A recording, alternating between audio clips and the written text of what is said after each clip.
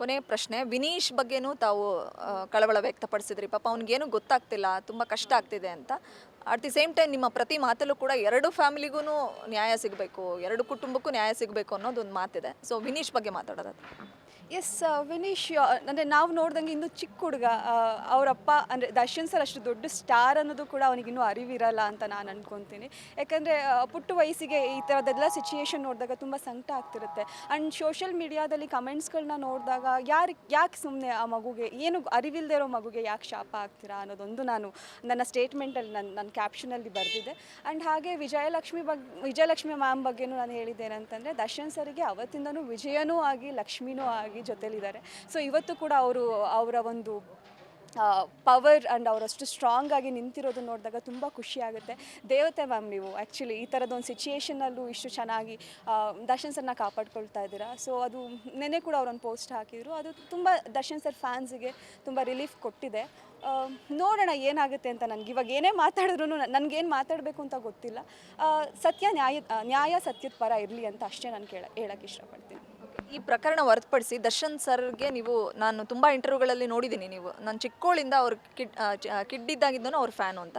First time ನೀವು ಅವ್ರು meet ಮಾಡಿದ್ದು ಎಲ್ಲಿ ಅನ್ನೋದು ಒಂದು, ಮತ್ತು ಜೊತೆಗೆ ಅವ್ರದ್ದು ಪ್ರಚಾರಕ್ಕೂ ಕೂಡ, ಸತೀಶ್ ರೆಡ್ಡಿ ಅವ್ರ ಪ್ರಚಾರಕ್ಕೂ ಕೂಡ ನೀವಿಬ್ಬರು ಒಂದೇ ಇದು ಕಾರ್ ಮೇಲೆ ನಿಂತ್ಕೊಂಡು ಪ್ರಚಾರ ಮಾಡ್ತೀರಿ ಅವ್ರ ಪರ ರೀಸೆಂಟ್ ಎಲೆಕ್ಷನಲ್ಲಿ. ಆ ಮೂಮೆಂಟ್ನ ನೀವು ರಿಕಾಲ್ ಮಾಡ್ಕೊಳ್ಳೋದಾದ್ರೆ. ಎಸ್, ದರ್ಶನ್ ಸರ್ನ ನಾನು ಇವತ್ತಿಂದ ಅಲ್ಲ, ಚಿಕ್ಕ ವಯಸ್ಸಿಂದನೂ ನಾನು ಅವರ ಅಭಿಮಾನಿಯಾಗೆ ಸಿನಿಮಾಗಳನ್ನ ಮೆಜೆಸ್ಟಿಕ್ಕಿಂದ ಟಿಲ್ ಕಾಟ್ಯಾರ್ ಅವ್ರಿಗೂ. ಸೊ ಪ್ರಥಮ್ ಅವರು ಬನ್ನಿ. ದರ್ಶನ್ ಸರ್ ಬಗ್ಗೆ ಹೇಳ್ತಾ ಇದ್ರಿ, ಫಸ್ಟ್ ಮೀಟ್ ಆಗಿದ್ದೆಲ್ಲಿ ಮತ್ತು ಆ ಪ್ರಚಾರದ್ದು ಹೆಂಗಿತ್ತು ಅಂತ. ಇಲ್ಲ, ಫಸ್ಟ್ ದರ್ಶನ್ ಸರ್ ಅಭಿಮಾನಿ ನಾನು ಚಿಕ್ಕ ವಯಸ್ಸಿಂದ. ಸೊ ಅವರು ಮೆಜೆಸ್ಟಿಕ್ಕಿಂದ ಕಾಟ್ಯಾರ ಅವ್ರಿಗೂ ಸಿನಿಮಾಗಳನ್ನ ನೋಡ್ಕೊಳ್ತಾನೆ ಬೆಳೆದಿರೋ ಅಂಥವಳು. ಸೊ ನಾನು ಫಸ್ಟ್ ಅವ್ರನ್ನ ನೋಡಬೇಕಂತ ಅಂದ್ಕೊಂಡಿದ್ದು ಸಾರಥಿ ಟೈಮಲ್ಲಿ ಅವ್ರು ನಮ್ಮ ತುಮಕೂರಿಗೆ ಬಂದಾಗಲೇ ನಾನು ನೋಡ್ಬೇಕು ಅಂದ್ಕೊಂಡೆ. ಅನ್ಫಾರ್ಚುನೇಟ್ಲಿ ಆಗಲಿಲ್ಲ. ಸೊ ನಾನು ಧರ್ಮಕೀರ್ತಿರಾಜ್ ಅವ್ರ ಜೊತೆಗೆ ಸಿನಿಮಾ ಮಾಡಬೇಕಾದ್ರೆ ಆ ಮೂವಿ ಮುಹೂರ್ತಕ್ಕೆ ದರ್ಶನ್ ಸರ್ ಬಂದು ಕ್ಲಾಪ್ ಮಾಡಿದರು, ಖಡಕ್ ಅಂತ, ಒಂದು 4 years ಬ್ಯಾಕ್.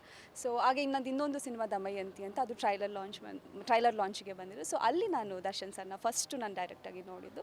ಆ್ಯಂಡ್ ಎಲೆಕ್ಷನ್ ಪ್ರಚಾರ ಅಂತ ಬಂದಾಗ ಸತೀಶ್ ರೆಡ್ಡಿ ಸರ್ ಅಂಡ್ ಆ ಏರಿಯಾ ಕಾರ್ಪೊರೇಟರ್ ಇದ್ದಾರಲ್ಲ, ಅವರು ನನ್ನ ಪ್ರಚಾರಕ್ಕೆ ಕರೆದಿದ್ದು. ಸೊ ಹೋಗಿದ್ದೆ.